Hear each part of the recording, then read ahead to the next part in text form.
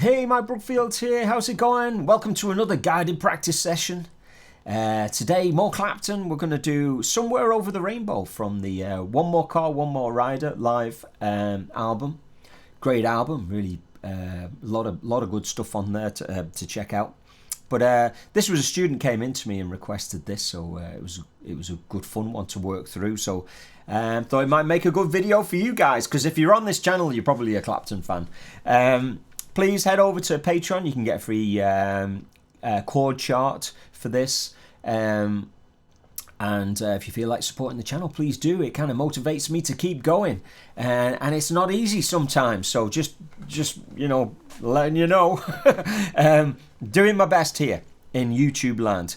Nearly 20 years since I started, because I started very early. You know, I put up videos in 2007.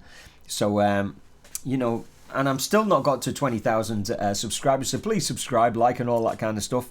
Okay, so what can we say about this tune? Classic, you know, jazz standard, essentially, isn't it? So if you're straddling that world of kind of like you want to get into a bit of jazz, but you don't want to go full jazz, you want to just check out a little bit, this is a good place, because it's the kind of thing where you can you know, learn some jazz chords but play a very popular song. It's going to be a useful one.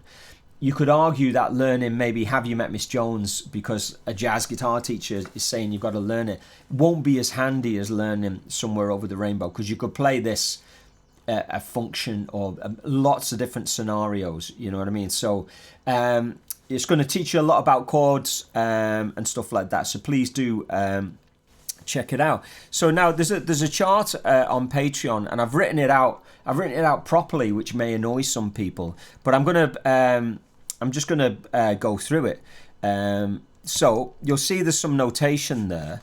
Now ignore that intro. I'm going to go through that intro little section later on, but at the bottom of there you can see that there's 2 bars with chords, and that's the little vamp that he sets up the song with. And I'm going to talk about the exact solo he kind of sets it up with before that at the end of the video. So he starts with this kind of vamp. You've got E, C sharp 9, F sharp minor 7, B7. That's known as a 1-6-2-5, yeah? So first thing first is, you know, just get into vamping that E, C sharp 9, F sharp minor 7, B7, E, C sharp 9, F sharp minor 7, B7. Or maybe I will play the intro now. Just before that, he does this kind of thing where he goes.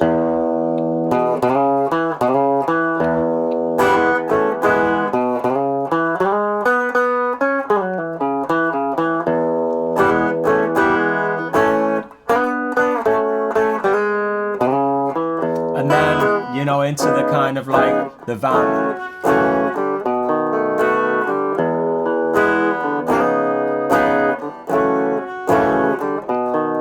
So, you know, it's pretty straightforward. That it should be easy for you to pick out. But when I did the chart, I thought, well, I'm not going to do tab and then notation. So I wanted to just write it out properly. So I'll just play it again slow, and you can pick out the notes.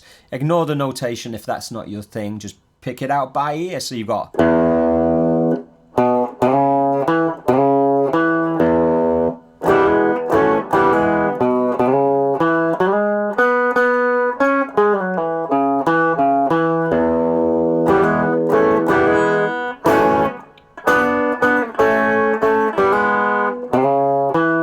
and then it, you know, into the progression.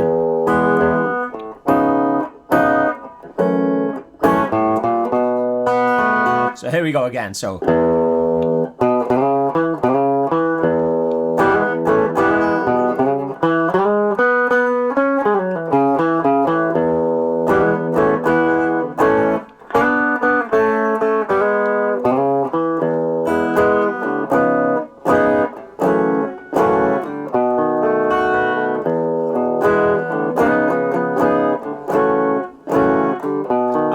Clapton just treats it like any other song, you know what I mean? He's not suddenly trying to be George Benson all over it. Right, let's check out the next section. So we're into the verse, right? You set it up with that chord progression. So somewhere over the rainbow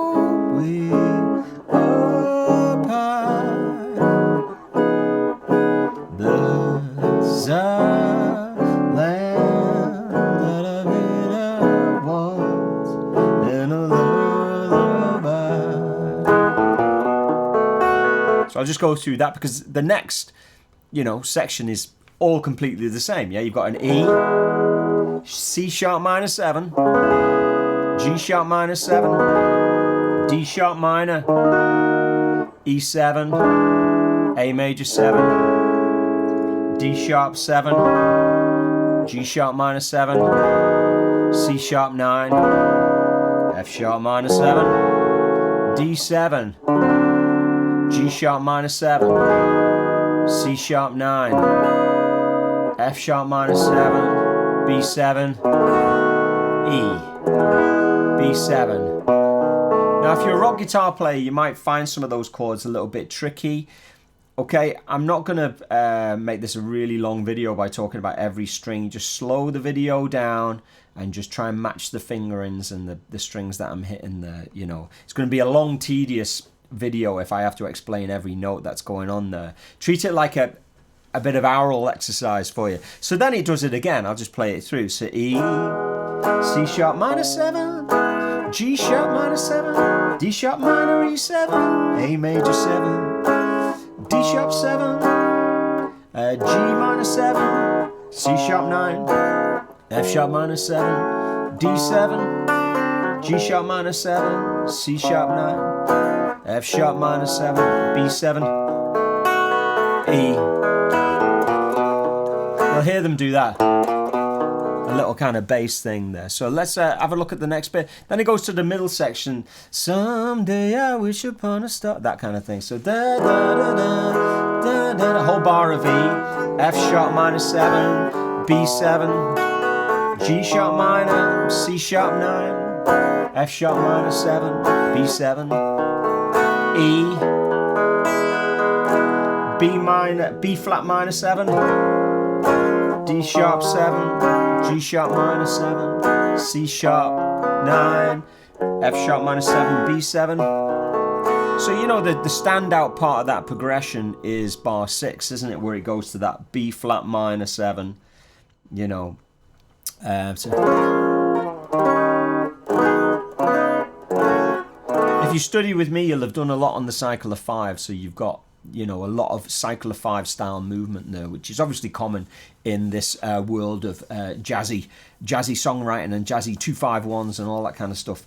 So then when he comes back, so it's A, verse, verse, middle section, comes back to a verse, but very cleverly he just changes some of the chords to the first two bars of the when he comes back to the verse. So you've got an A, son, and then it's D sharp 7. You know, you can put a flat 9 on that by going, you know, so G sharp minor 7, B7, E7, you know, so play an play an A major 7, and then you can play a D sharp 7 if you want. You can just do that, or you can put a flat 9 on top. That's me just playing the middle 4 strings. And then G sharp minor 7, B7, E7, and then it's kind of like more of the same. D sharp 7, way up high, C sharp 9, F sharp minor 7, da, da, da, da, da, da, da, da. So just watch out for those first two chords when the A section or the verse returns. You can put an E in the bass if you want. You can play an A major 7 as the first chord, or you can even put an E in the bass, and that turns it into like a E6, doesn't it?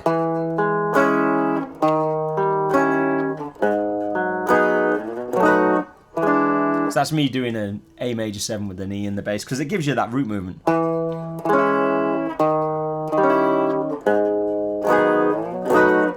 Or you can just play an A major 7 like it's written. So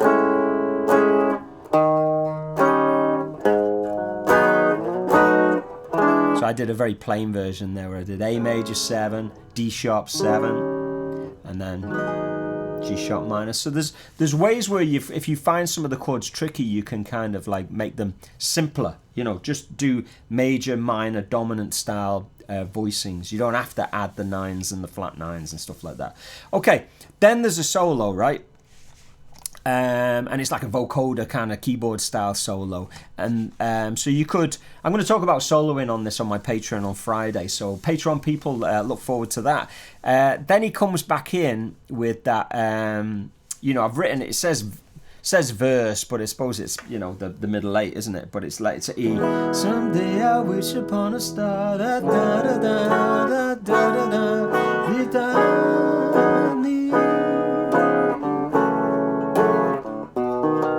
E, B flat minor, D sharp 7, G sharp, C sharp 9, F sharp minor 7, B, and then they're gonna come back in with that A chord thing again. So, you know, let me just, yeah. So you've got like that, somewhere.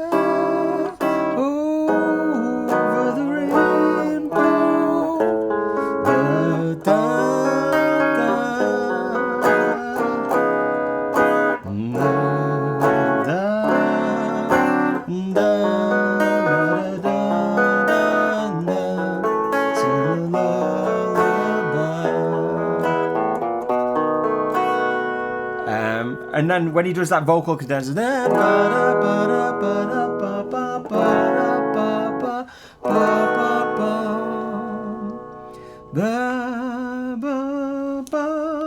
and then you've got these F major 7, C major 7, G major 7, B7 sus, and then E. So really nice kind of cadenza chords there, you know.